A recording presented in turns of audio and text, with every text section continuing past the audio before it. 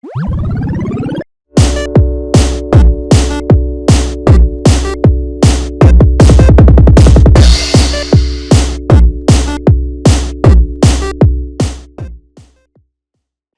everyone. Welcome back to another episode of the Jug Show. So today, talking about Storm 9 with two very prolific Storm watchers, Antoine and Reece. Hey guys, how you doing today?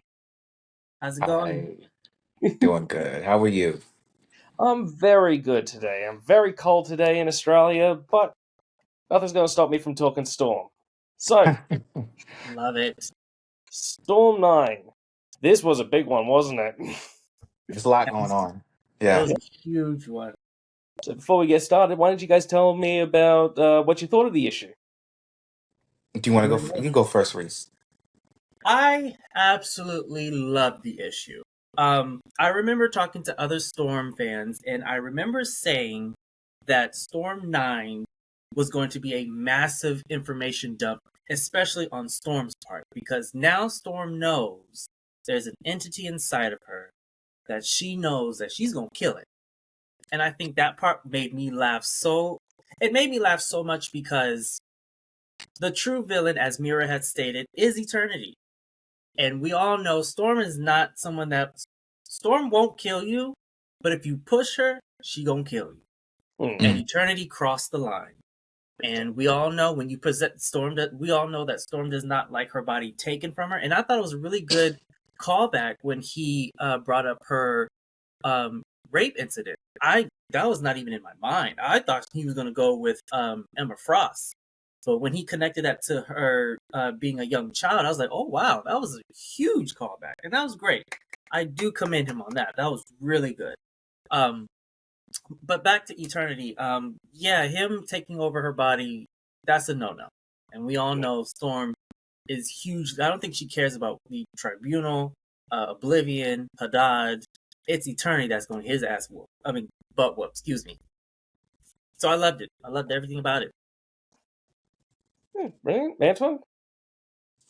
I thought it was definitely a roller coaster for sure. From start to finish, it had the same kind of feel as Storm number two did to me in a lot of ways, because it was a bit more grounded.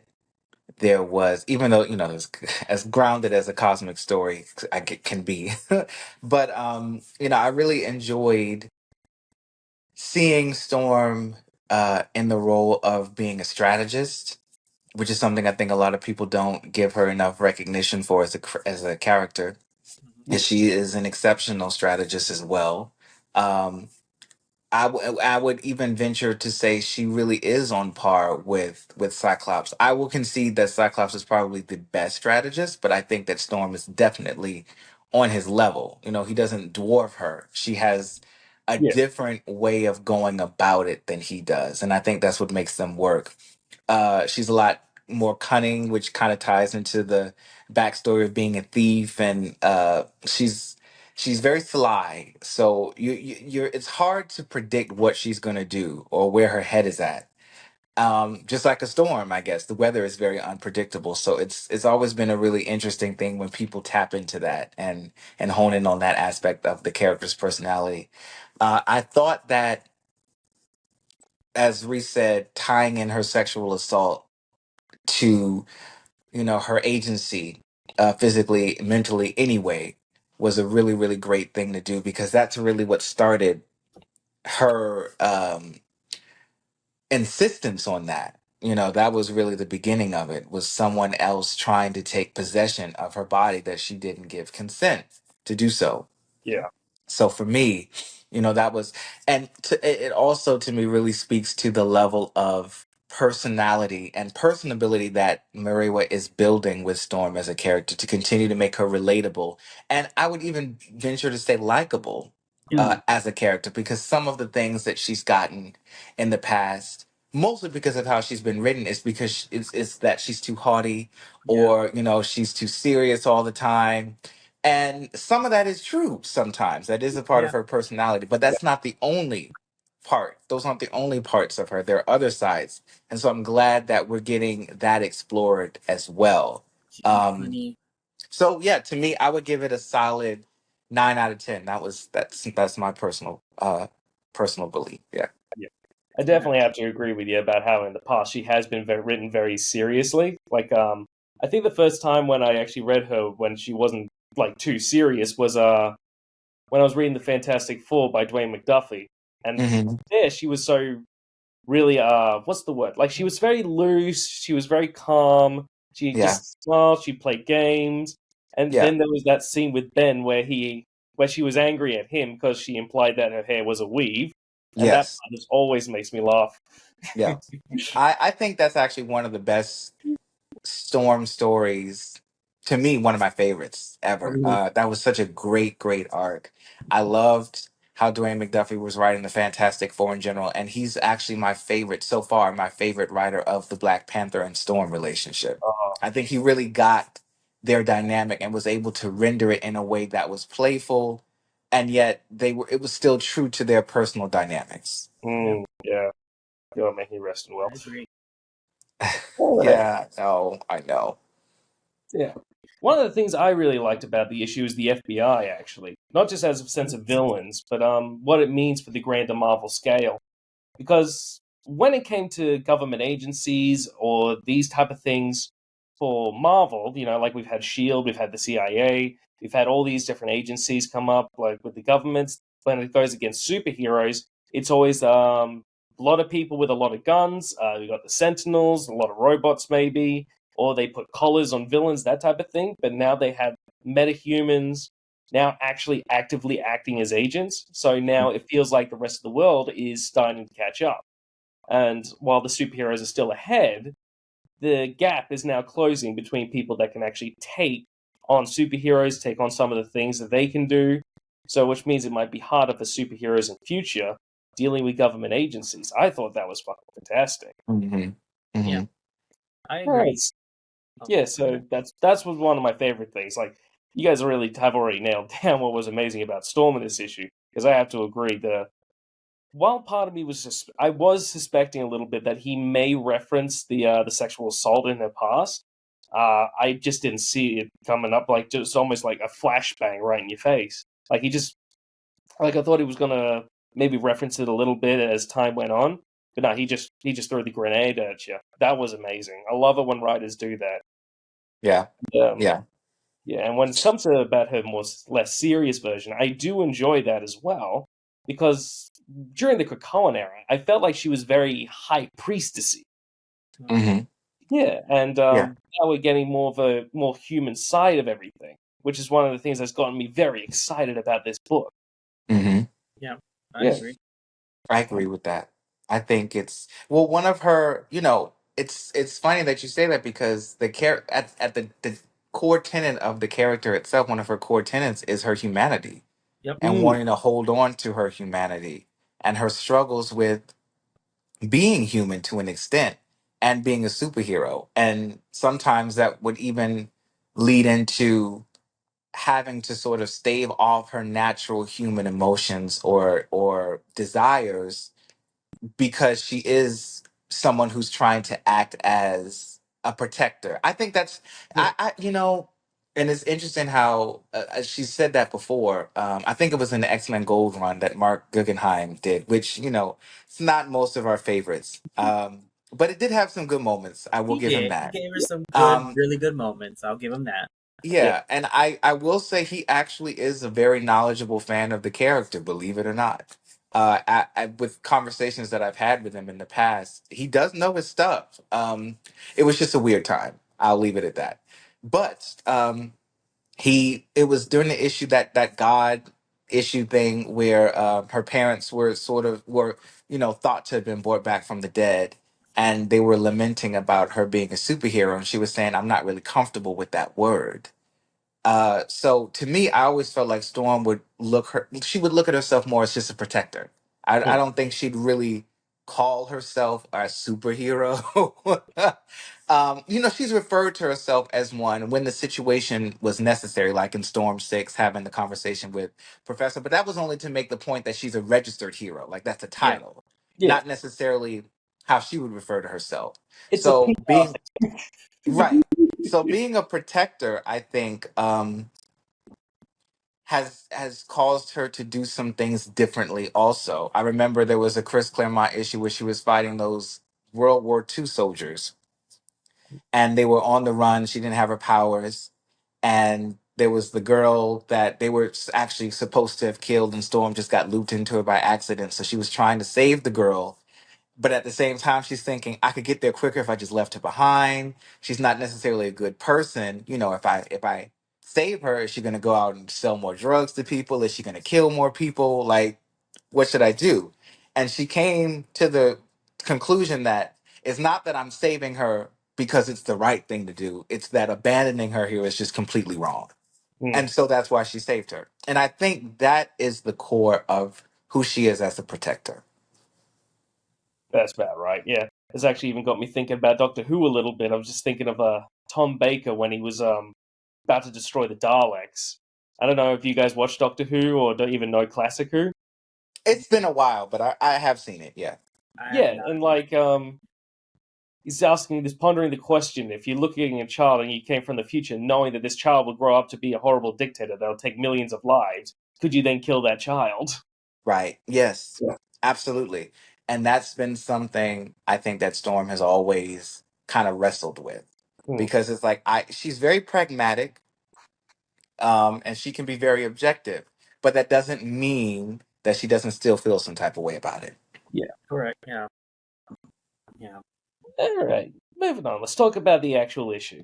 So I like to go through like the issue itself. So we starting off with Storm in the prison. I actually thought Mhm. that was really cool, honestly. I mean, for starters, no matter where she is, she just looks good. I just in my head when I saw that panel, all I kept hearing was "I'm locked up, they won't let me out." That's all that kept going in my head. Yeah. Yeah, Yeah. but Yeah. I she, was. yeah, you're right. She looked good. She's calm. I thought someone also brought it up to my attention, or maybe it was a video I probably had saw, but her claustrophobia. Someone had asked was her claustrophobia was gonna act up with her in there, and I was like, oh yeah, oh snap, he's right. How come she's not, freaking out? But she was very calm. She Mhm. was she collected herself, and she looked up and was like, you know what? I'll take my phone call now. Hmm. That made me laugh. Well, that's some things that gets me thinking about a claustrophobia. Maybe the fact that their bars actually help, like they're not fully encased, so she's getting some airflow coming in. That's just Right. got me thinking, or maybe she probably knew she was going to end up in that situation, so she's mentally prepared herself.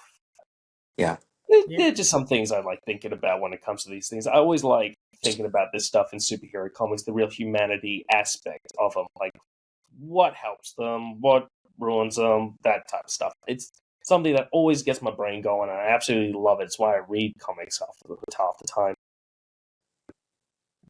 What about the Yeah. big fight tourney that maggot was running? I it was interesting because I know why, but I would have liked to have seen more of it if it was possible. I know it wasn't really possible, and it didn't really tie into the overarching plot of what was going on. So I get it. But it was cool to see that sort of situation going on, and also how it tied into the overall story. Because, everybody's always, well, how was this tying in? How was this? It's like people have absolutely no faith or belief whatsoever these days. Yeah.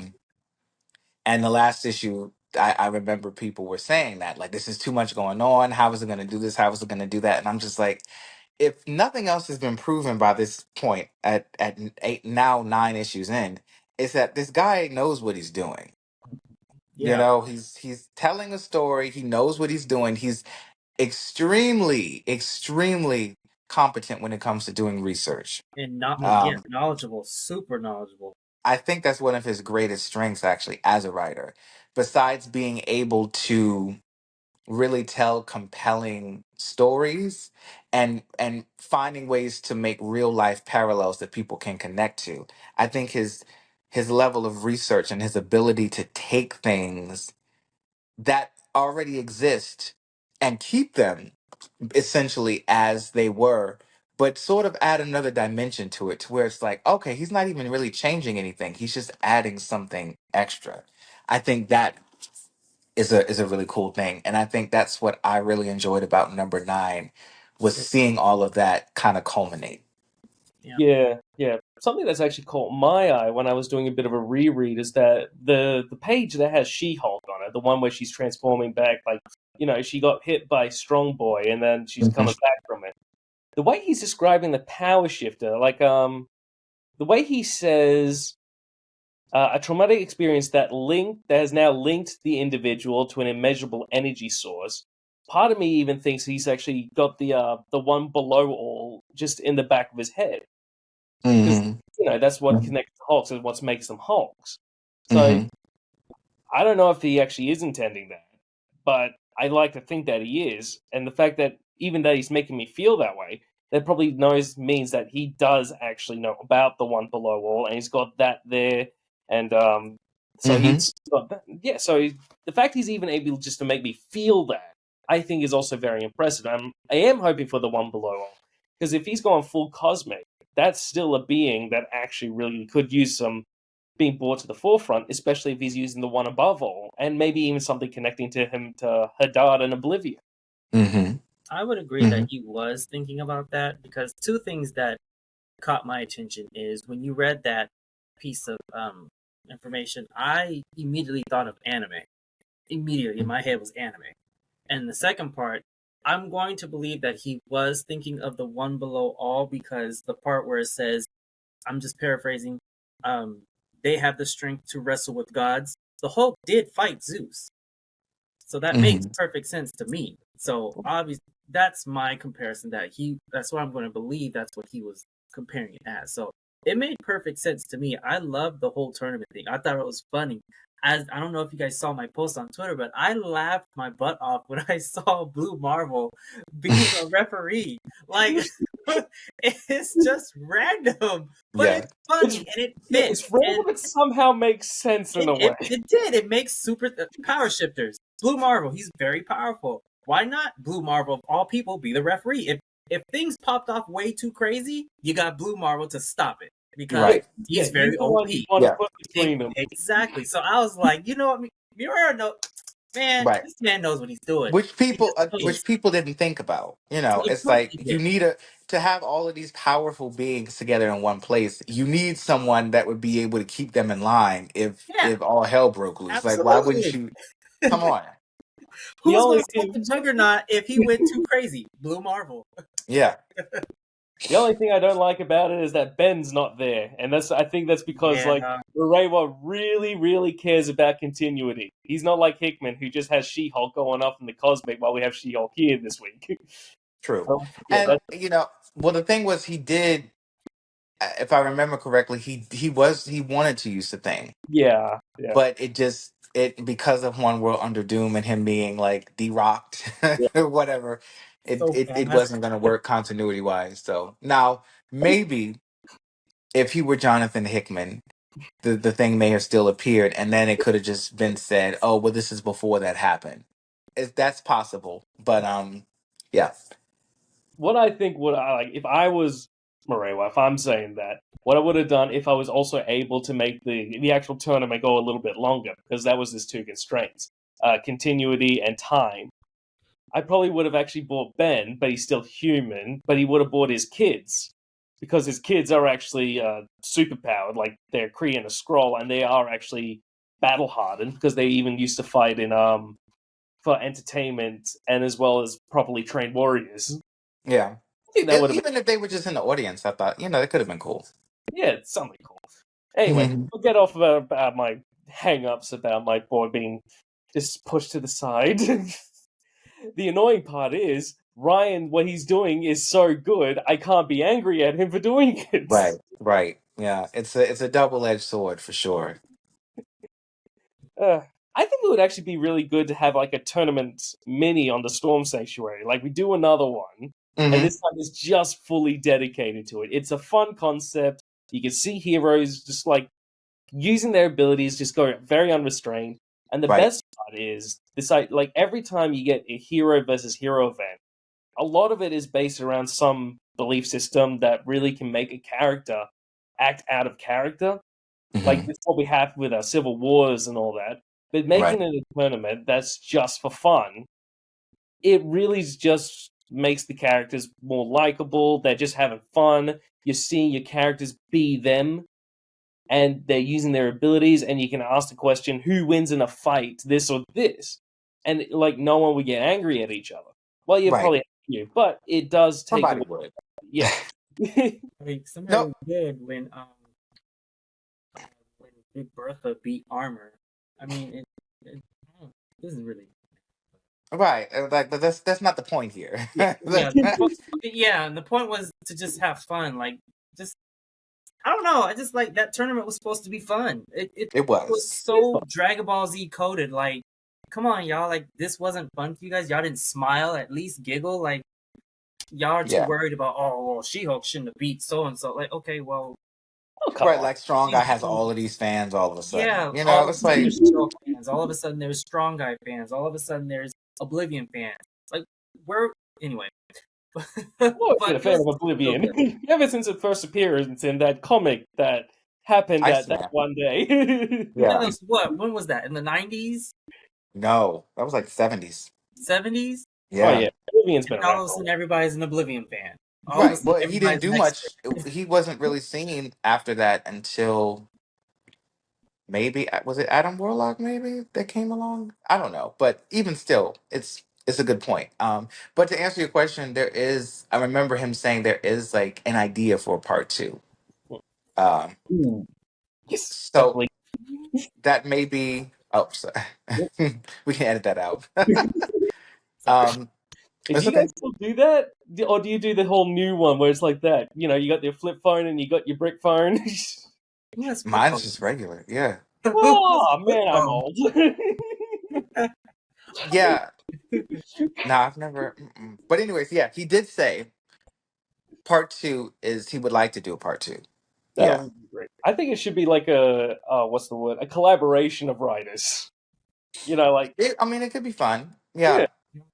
It almost reminds me of like a contest of champions kind of thing. I'm having more thoughts of Contest of Chaos that happened recently. Oh Yeah, yeah, that's true. and Which that wasn't executed that well, if you ask me. right. But yeah. It wasn't I still overall. enjoyed Johnny versus Ghost Rider. That was fun and that was hilarious. But why would you pit Storm against Iron Man? I mean, when I don't know. flies around It and makes it look like a bully. I've Yeah. always advocated for Storm to beat Iron Man because it just makes perfect sense. Like, Yeah. there's Oh multiple yeah, ways Storm can beat Iron Man. The man flies around in a metal suit all over the place. You don't think lightning is not gonna crash him or something? Of course, Right. absorb lightning. Yes, I know that. But like, when you have someone who can manipulate air pressure is all in his suit. So just think about it. She can explode or implode his suit, and then he's Yeah. just fallen to his death. No one yeah, thought Yeah. about that, I'm pretty yeah. sure. But Like he can't do it with a regular armor. He would need like either a specialized armor, even then, and or like bring in his celestial godbuster armor from the Donny Cates Thor run. he needs prep. Oh yeah.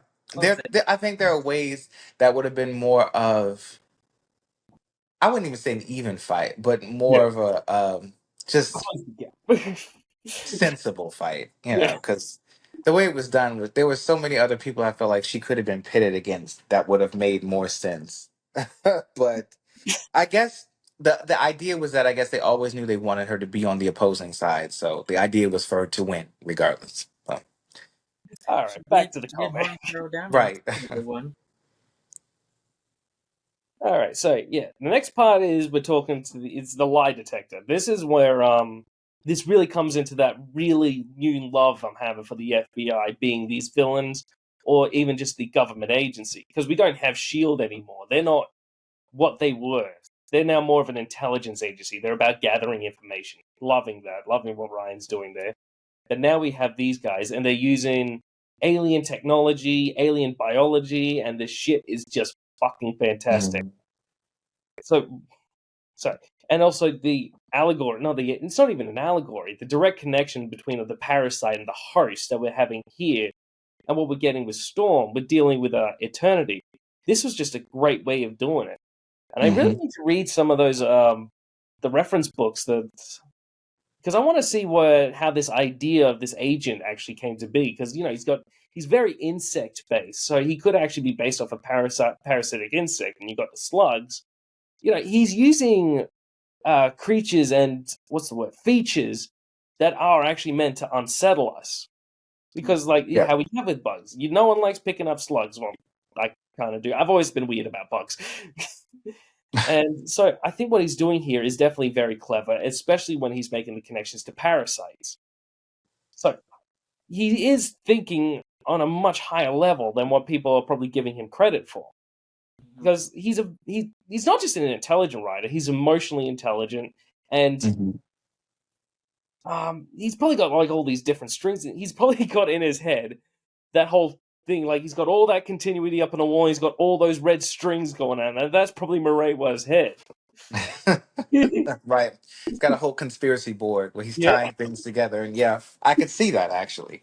Probably has it on Yeah, his he's computer right he's now. also got like he's also got the crazy guy just like Pepe Silva, Pepe Silva, Pepe Silva. Yeah. Yeah. But I think, like we said before, that's something that makes him a strong, just a really strong writer in general. Yeah. And I've been enjoying the FBI also because the series really reads like a television show in a Mm, sense. It doesn't even really feel like a traditional comic book in the normal, I guess, in the normal purview. I like that they're doing creepy things. That's what makes it interesting is, you've got this corpse that's been dead for what, hundreds of years with all these parasites in it, and they're using this as a lie detector. Like, that's really weird, but it's also really cool and visually, like you said, visually appealing. mm, And it's not something that you'd expect to see necessarily in a Storm series either. yeah. Um, I would say because people have been talking about how well the series has been doing and how it is continuing on and getting extensions because of that success. And my firm belief has always been this could have happened before. She's just never been given a story of this magnitude or a creative team of this magnitude. If we even her last solo by Greg Pak, who's a great writer also, but you could tell there were a lot of editorial restraints on that book, and you could also tell it was always kind of destined to end with Secret Wars coming. Yeah. So, I mean, if it was that big of a success, I'm sure they would have relaunched it maybe after Secret Wars, but it was always gonna kind of end.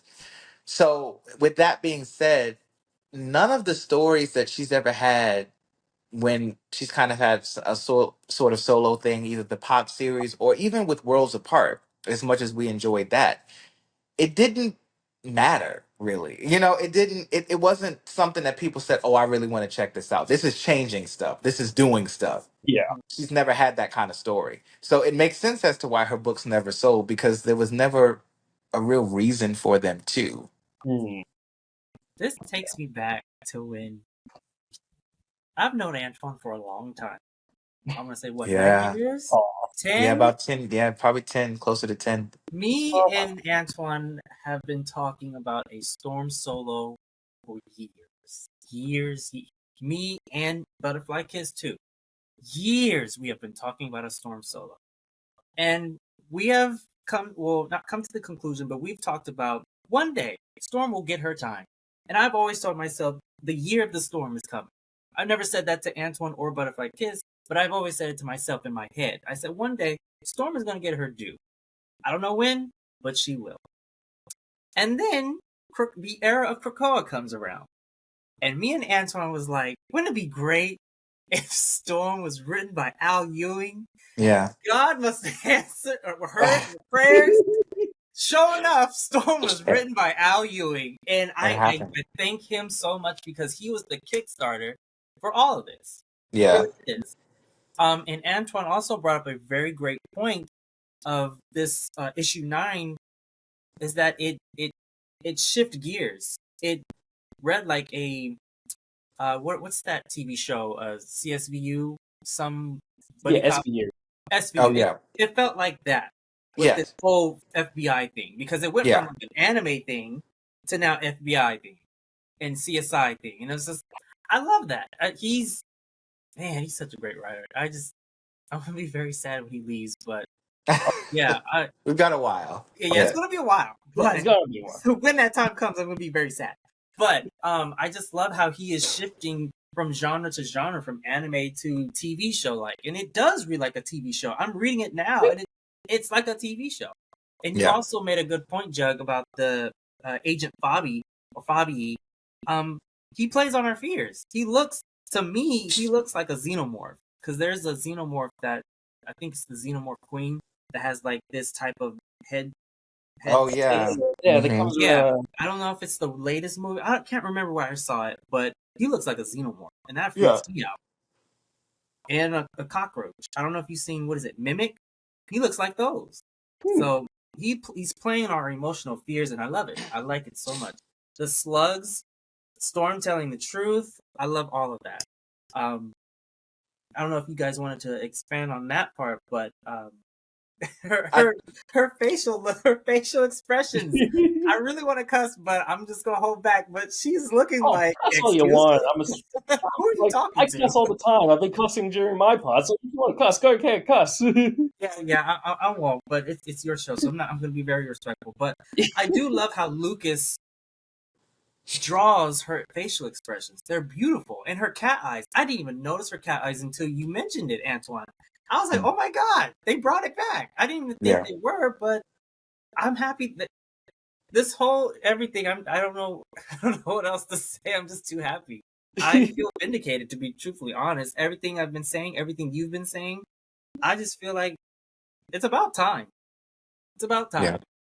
This is And it's exactly great how for I us felt to when be. Ryan North took over the Fantastic Four. I was so ecstatic. Because, like, when it came to the Fantastic Four, like, this is almost the exact same, because they were just coming off their years-long hiatus after Secret Wars, and then they had Slott, and while he did have some good moments, I think he just went for too long, and he tried too many ideas that he felt probably didn't stick, instead of building what he had.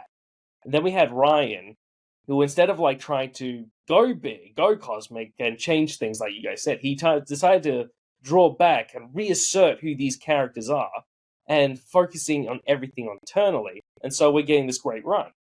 So because it's focusing on them and it's focusing on their actual characteristics, that's what I'm seeing here as well. Except he's using the grand cosmic scale. So I really feel like that. So this is one of the things is I actually feel like these two writers are very on par with each other. Like, honestly, every time I'm looking at um, Storm or Fantastic Four and they're never on the same week, I just keep thinking they probably don't want to overshadow each other. Um, it's funny that you say that. I don't think I'll get in trouble for saying this because it didn't materialize. But there, so Maria at one point was tapped to write something for the Fantastic Four. Damn. Really? Yeah, Wow. but they said his pitch was too dark.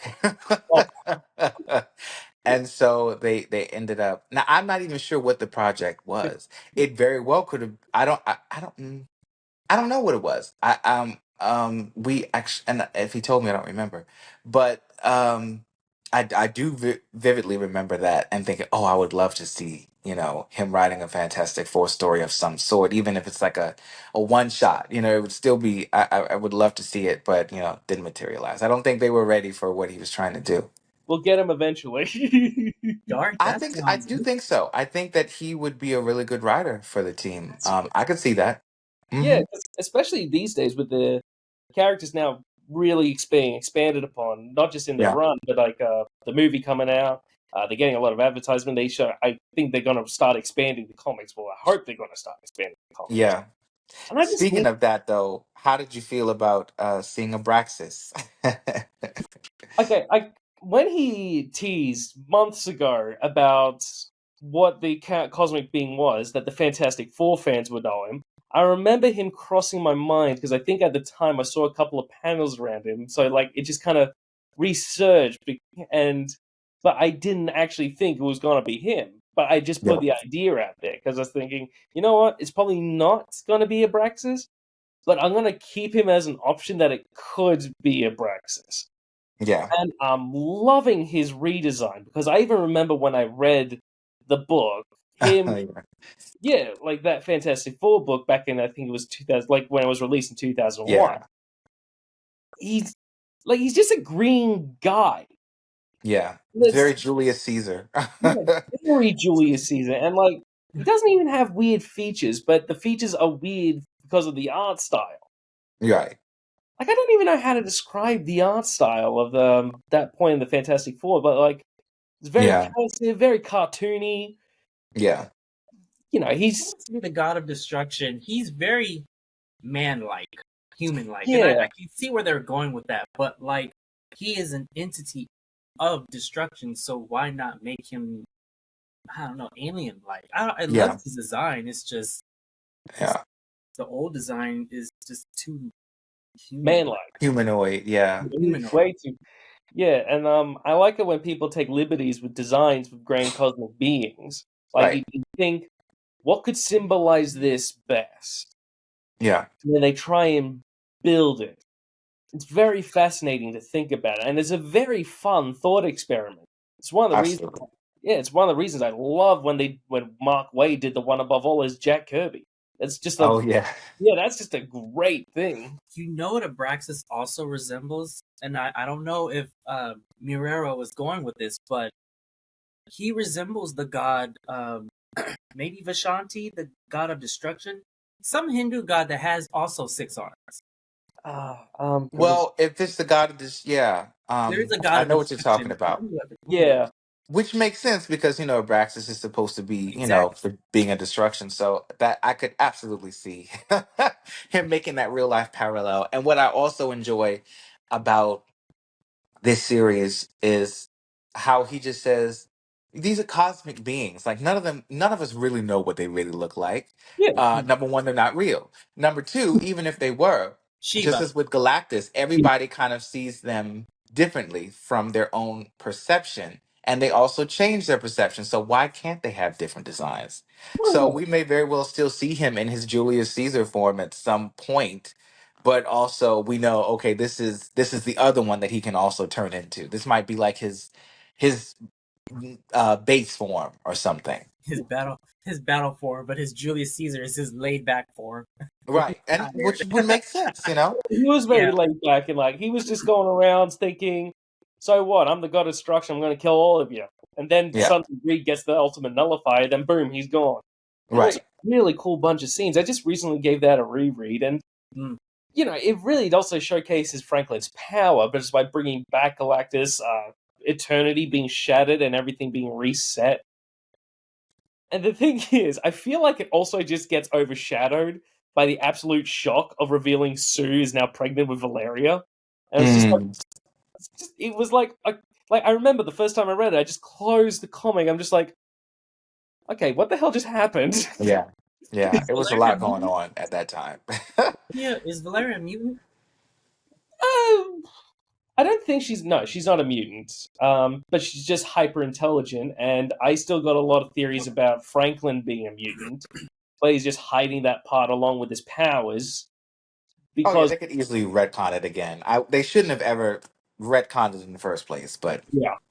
Like I think and that's one of the reasons see my ultimate head theory is see what he was after. He was trying to live more of a normal life so he could learn to appreciate life and learn about people, learn about difficulties and intricacies, that type of deal. And I just don't think he would have gotten that if he was living on Krakoa at the time because they yeah. were living in laid back paradise.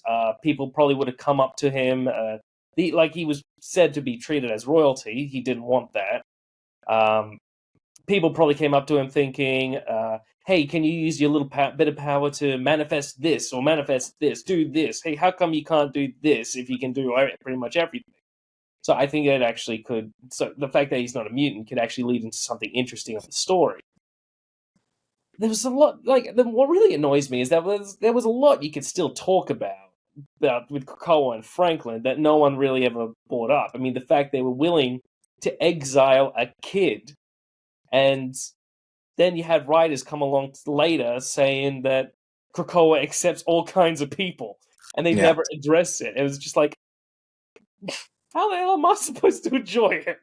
It's just Yeah. that's Yeah. always just right here in the back of my head. Eh, a lot of interesting decisions were made at that time, Yeah. but I'm hopeful that one day it'll be course corrected because it should be. But Mm.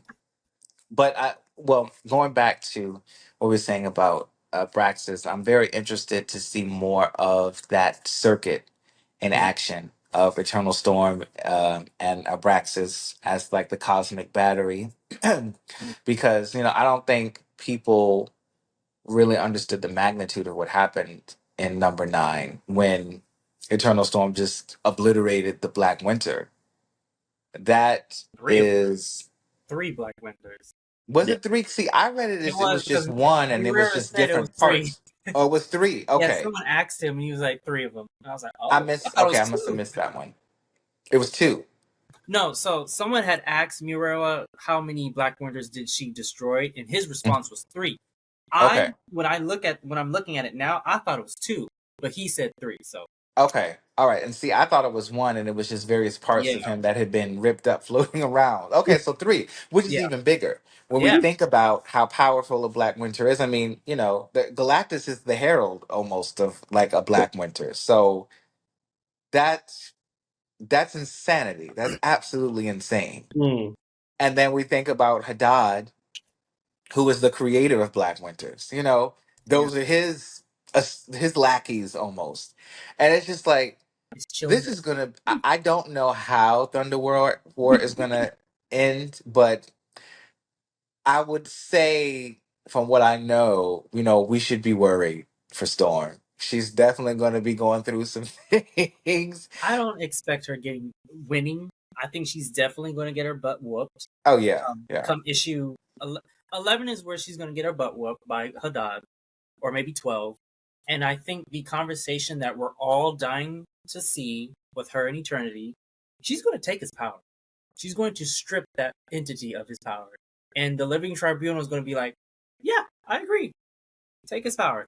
Right, and then she's just and then it's kind of like when Adam Warlock took over for being the living tribunal, Yeah, and it's like, oh well, now I've taken it over, and now I'm kind of responsible for everything, and yeah. I have to do it, He's like, which oh, would be a okay. very interesting turn of events, especially given the fact that they don't want her to leave Earth. So it's like, how would she? And that's why I'm like, maybe not, because she'd have to leave. With that happening, if that was the case, she'd have to leave. She could not be strictly earthbound anymore with that sort of responsibility. Part of me kind of thinks that like I don't think she'll strip it, but I think like she might bring She-Hulk back. If we're talking She-Hulk as a lawyer, then it might end up bringing like She-Hulk and all that to the Living Tribunal. Talk about to the tribunal. We Oh, have cosmic court case. yeah, we have a cosmic court case because She-Hulk's done that before. Like she's actually been like this She was massive the judge. Yeah, she was. I think the Living Tribunal deemed her like this. What was it? Yeah, I can't remember what it was called. I remember it's in the slot run of the I want to say an She-Hulk. avatar of. It's What? like it's, Let me yeah, look that it's up. I can't remember exactly, but she was this I know massive judge exactly. for all Yep, these cosmic court cases. yep. I Yeah. know So exactly. yeah, it's kind of like because the fact is we can't get rid of Oblivion or Eternity, so we can't No. do what the Tribunal was saying back in issue 4, I think it was, when we actually see it. All that happened. 5. Yeah. And so we can't destroy either one of them. So Right. it's probably going to be like he gets punished, but by the Living Tribunal. Storm acts as a form of testimony. We have other testimonies, probably by characters that probably got hurt by the Eternal Storm. For all we know, we could have Doom coming on as a witness. I think that would be funny. Yeah. And what really actually makes me think that is the fact that I think Storm probably take issue with the fact that these trials are done as a trial by combat. No one's actually talking about it. No one's debating about it. They're just getting them to fight. hmm So So she's She-Hulk. probably thinking, can we have an actual proper trial here? So Yeah. She-Hulk was Yeah. a member of the Magistri, the enforcers of universal law for the Living Tribunal. There you go. Gotcha. Yeah. So She another argued. big, She even argued a case before the Living Tribunal itself to save the Marvel Universe from being replaced. Oh, there you go. there She you go. might argue on Storm's case of Storm is a better fit to house the power of eternity. And the Living Tribunal will be like, you know what? You're right. Take his power. You know what? You're absolutely right. It's very interesting to think about. So, Yeah. next thing to talk Yeah. about, I think you guys are going to love this part, the Iraqans, or the Iraqi. Mm. I was surprised. I'm kind of disappointed John Ironfire, the ultimate Storm simp, is not featured in this Storm solo as much as I really want him to be. Yeah. But I Yeah. understand why. Miura is just waiting for an okay from Tom Brevoort, so I'm pretty sure he's coming. But I was surprised. I was surprised to see Iska the ballhead. I call her ballhead because I'm just playing around with her headgear. I was surprised to see Iska there. I was not expecting Lactuca, not at all. I didn't even think she was going to show up. But the Iraqi makes sense. Those are her people, and they love her so much. So I loved it. Yeah, that's I that. love But it. the fact that the big surprise for me was Iska, because Yeah, the fact is, the last time they interacted, it wasn't exactly on good terms. she And said, "If I see Yeah. you again, I'm gonna kill you." yeah, That's what she told Storm. I'm gonna see you. I'm gonna kill you. Yeah. I And a lot think of that I think ties back into how, Maria was saying before, like with someone like Storm's connections, a lot of this stuff is a phone call. Like it's a phone call. Yeah, Why drag out some story that could just be handled with a phone call and we can move on to the next thing, which I actually appreciate, because then we get to see cool cameos that make sense, because it's like, oh yeah, you would call him if you needed help. yeah, It's not just throwing in random heroes. It's, this makes sense to call this person to help with this, to get this done efficiently and quickly so that we can move on to the next thing. And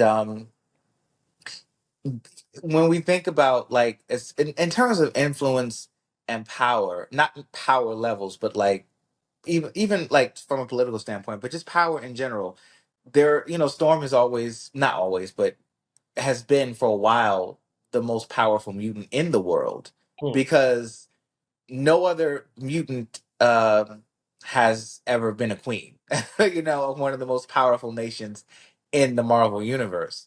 So that alone, and then when we move on from that to her becoming the voice of Soul, and a member of the Galactic Ring, and it's, yeah, yeah. It's more than just throwing lightning power. It's also yeah, politically and influential power. right. yeah. She could Her call presence is anybody, and needed. they Yeah, would come. yeah, and there's also I hate like I remember I think it was during Krakoa, Jordan White.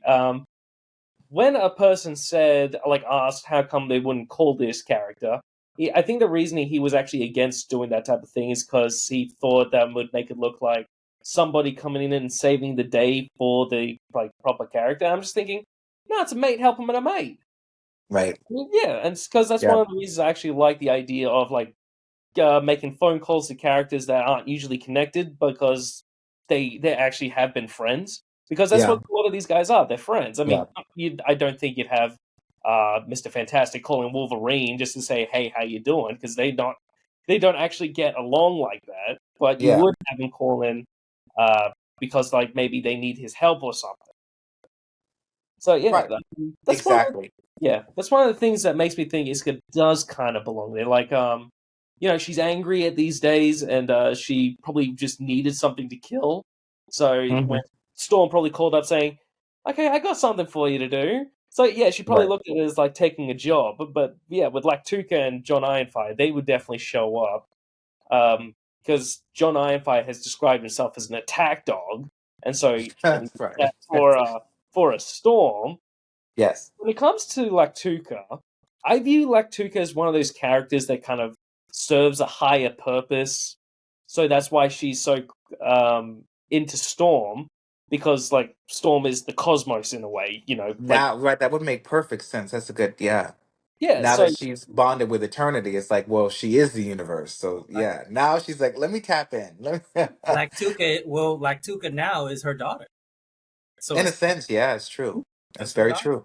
yeah, it's Oh very wow. interesting to think about. But the thing is, See, when it comes to me and the Iraqans, I wasn't exactly the biggest fan of Red because of some of the decisions he made and some of the personalities of the Iraqans.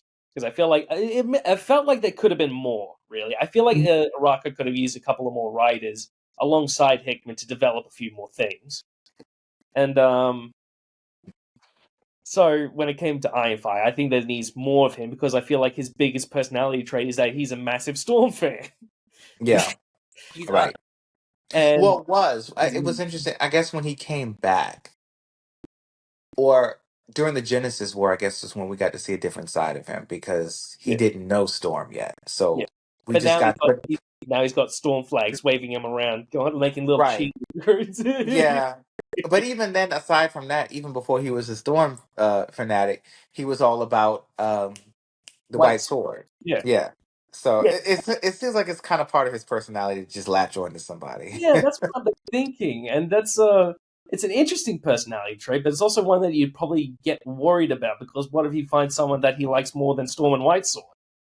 That's just Right. Well, yeah. That's Yes. something I hope writers actually do think about, so we can go back to Araco for a new Araco story. Because what something that annoyed me about Red, it didn't feel done. Like even when he closed it Right. off, saying they all have their Yeah. version of peace, I'm just thinking, Right. what about this? Yeah. Well, it wasn't. yeah, it He wasn't went done. on record as saying it wasn't really Yeah. done. There were other things that were left unfinished that he planned on doing, but didn't get a chance to do. So he Mhm. kind of hoped that future writers would pick up on them. I kind of hope some future writers, like I think because he's so far just been the definitive writer of Araco, I think we could use a few new voices in it. Really, Yeah. I think there are a couple who would do a really good job with it. I also would like to see I would like to see Abigail Brand, oh man, that that drove. circle back to, because I think she's a good foil for Storm. Also, she was a good foil for her. Yeah, Um, and I'd like to see that. I would like to see justice for that because she did some really terrible things. yeah, some real nasty crap. A lot of people Um, died. Yeah. Something I would like to talk about is like my view of the terraforming of Araco, because Hmm. our Storm explains it as a resurrection, but I have the idea in my head that it's more akin to Victor Frankenstein making the monster, because what they did, they took a corpse and they piecemeal all these things together using mutant powers and asteroids to make something that's completely new, whereas a Yeah. resurrection is a return to living form. So by saying it's a resurrection, you're saying that you brought Mars back as the way it was, which they didn't. And I think the idea that the terraforming could have done something that's more akin to Frankenstein could create a very interesting type of story, like things they don't consider, things they didn't research. Maybe they brought something back to life that they shouldn't have. You know, Hmm. a lot of more ideas you can create as a complication and go and tell a story with the Iraqans. And the fact is, it also wouldn't be the Iraqans' fault. They could always blame the X-Men if they wanted to. Yeah, I Yeah. mean, Yeah, because they you're were right. kind of supplanted there, for a choice that was made that was out of their hands. Now, do I think they wanted to leave Amenth? Sure, but they didn't get to make that call. Apocalypse just kind of said, "Okay, we're going to trade them and then move them to Earth," and then Earth was like, "Well, you can't stay here, so we're going to move you to Morocco," and then here we are. But I definitely would like to see that tied back into the Storm series. But it was good to see them in number Mhm. 9. It was a nice little cameo. Really good. It made sense. It It did. was it was wholesome, Hmm. I would say. It wasn't And like yeah. over much or too much. It was Actually, another thing about the Iraqans that I would love to see, when it came to the fact they were living through this, you also kind of have to remember that these guys did originally come from Earth. And I think it would be cool if some of them held on to some cultures that they originally came from. Like, I have this idea that they have, like, maybe an Iraqian that has Wakandan ancestry, and then you got one that managed to live today, and through the generations, he still kept some of the culture, and maybe thinks about wanting to go back. That's something that he's Yeah. like. But see, I think the issue with that was Okara was like before anything else. At least that's what well, no, because I think Apocalypse came from Egypt Yeah, still. So I guess, Okara yeah. itself, the actual island was before anything else. but the actual creating as a mutant nation in Apocalypse's time, that came from around him. True, but I guess then the question would be, was Wakanda even really around at that time? Yeah, Yeah, that 'cause if thing was we go 100 back million to years the before Avengers 10,000 BC, they 1 were million already BC, formed. actually. Okay, so then yeah, what if that could, yeah, that could be a thing. and I there are, think, like you said, there's so much to explore with the and there are characters a lot of if other they're built cultures. up properly. Yeah, there are also a lot of cultures that like even predate ancient Egypt, like indigenous Australians. That's about 60,000 years old, and That's true. Yeah, ancient Egypt, that's about 3,000 years old. Actually, no, 5,000 years old. yeah. Speaking of which, I'm looking forward to seeing Eden um, Oh, and Gateway play more of a role in the series, and it's going to be cool to see how they help her get around, especially when she's traveling to other realms. take it to Uh, Australia, for God's sakes! Take them both to Australia for a bit. It's a She thing for might, me. because she might gonna fight Mamarangang, whatever that thunder god's name is.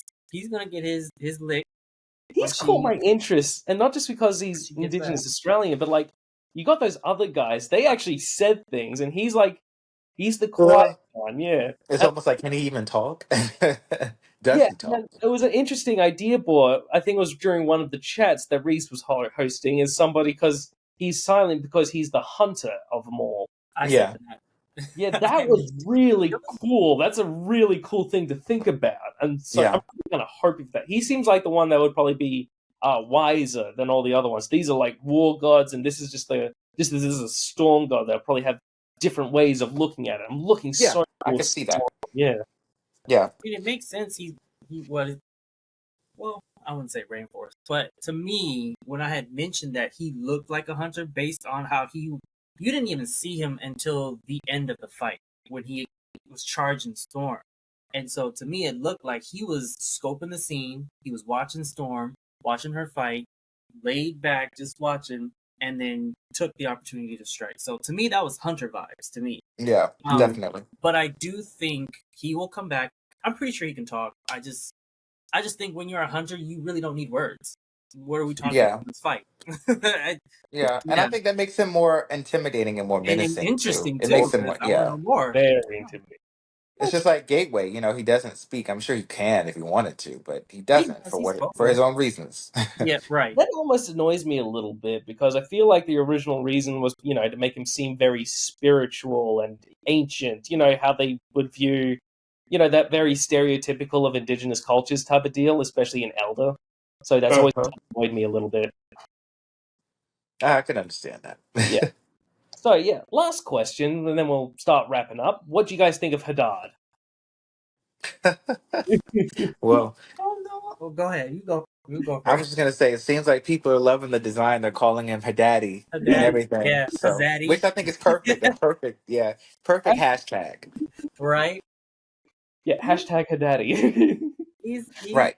he's Oh my cool. god! Imagine if that's an actual line in the comics. Like when Storm first faces it, she takes like somebody that does PR, and they're actually saying hashtag Haddadi. Daddy. Great design. He looks cool. I'm interested to know his problem. I want to Yeah. know, why did you turn on all the entities? Why did you take out Oblivion? Because he did not take out Oblivion the first time he took out the other primordial beings. So I want to know, why now did you take out Oblivion? So I'm interested in that. I want to know, how does the one above all feel about Hadad coming back? Because I know he was mad that he killed his children. I just want to know everything. He looks awesome. That's very good. Mm. Yeah, he's very chic with all that gold all over him. He's looking really good. Part of me is kind of wondering. I wonder if he's maybe is related to Aurora in some way. Like I see people thinking, "Oh, these two are going to get together in some way or fashion." I'm just like, "Yeah, I don't think so." But I No. think there might actually be maybe like a parental relationship. Like somehow Hadad might actually be an ancestor to Storm. Is like that's part of her godly bloodline. Be Did you very watch the interesting to think about. Stormwatch? Hmm? The Stormwatch of yesterday, I think. Nah, I missed that one. So there was something that Miura had said that really blew my mind. He said that when Gaia gave birth to all the gods, right? I don't know if you guys remember. The immortal And Thor. yeah, and Gaia has given birth to all the thunder gods, all the other gods, all the elder gods and stuff like that. And eternity has placed his power inside of Hadad. Or for some reason, thunder gods specifically are able to, I don't know, house his power, whatever the case may be. What I found profound to me was that through Gaia's bloodline, things seem to just not go right. But through Oster's bloodline, and Storm is just that one anomaly, a cousin to all the other gods, which I was like, oh wow, you're right, she is cousins to all the other gods. It's through Oster's bloodline that seems to fit and work. I don't know if you guys caught that. You remember that, Antoine? Yeah, I remember him saying that. So I thought that was crazy because, like, so you mean I don't know. That was extremely profound to me because we never really seen Oster's bloodline other than Agamotto. Yeah, right. And that's pretty much it. And Storm is connected to that. So I thought that was really cool. So Hadad being related to Storm, yes. More like distant cousin. Be very Like interesting. Thor. Yeah, Yeah, like Thor. Well, they're all cousins. Well, right. to Storm, they're all cousins. Yes, But to Thor, they're all brother and sister. right. That'll be a fun family reunion. Oh, yeah. Meeting at the cousin Which is reunion. essentially what's going to be happening. Yeah, that's what's going to be happening. I think I think it's number 11. Is when they're all going to come together. It's going to be like a council almost. Mm, Um, and it's gonna it's gonna be. I mean, because the way it's set up is Thunder War is going to be sort of like a Game of Thrones mm.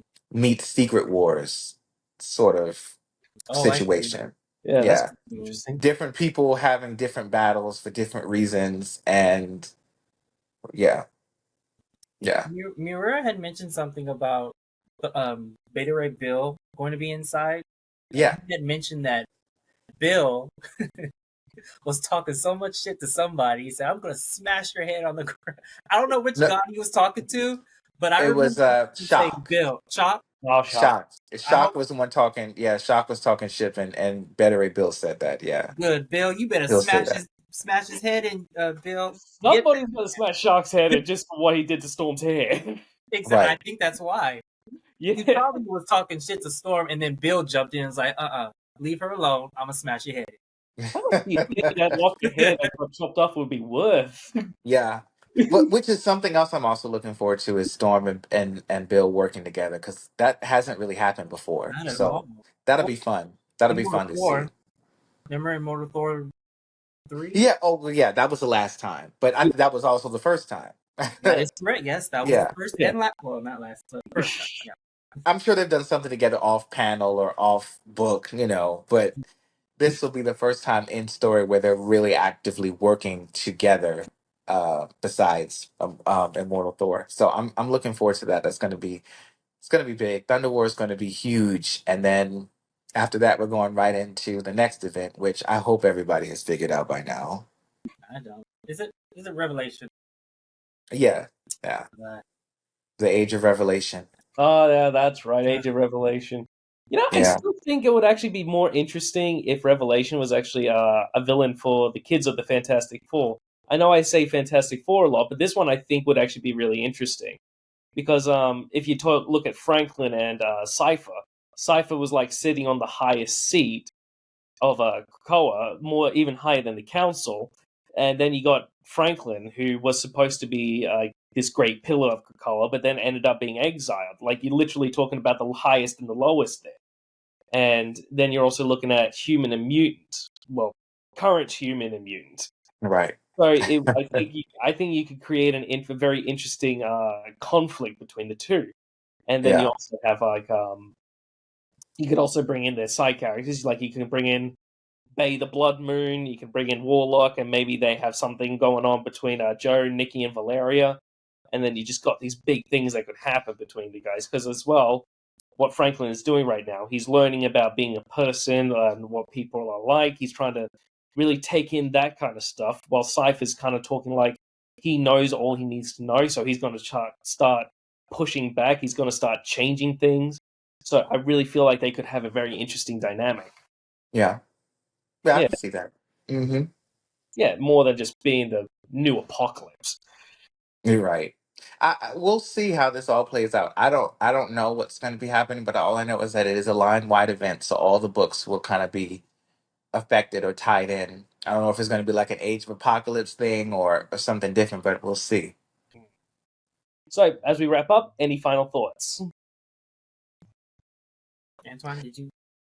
Yeah, I'm just excited for the book to continue. I am beyond elated that we have such a strong support system, that we have such a great creative team, and that the book is being so well received by people of all different fan bases. It's really great to see people who haven't even really been Storm fans in the past enjoying this book. Hmm. That's It's been a great thrill, and I'm just excited to see that continue.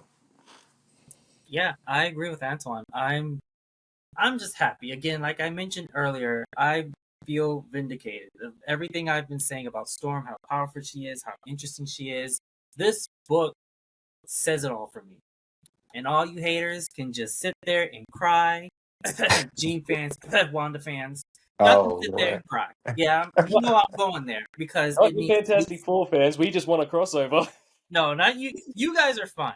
It's just those other two fans that have been consistently every single time an issue comes out, they have the nerve to harass this poor man.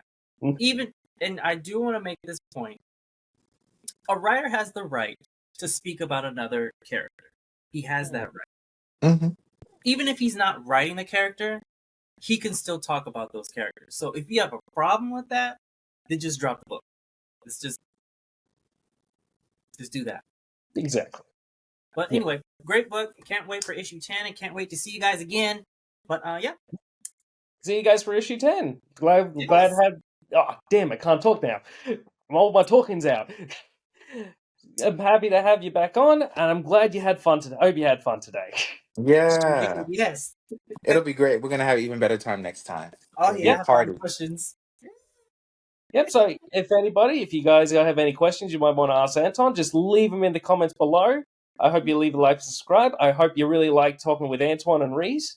And I hope you all, both of you guys and all my watchers, hope you guys had fun talking comics. I'll see you guys later. Hope you had a great time. Bye. Bye.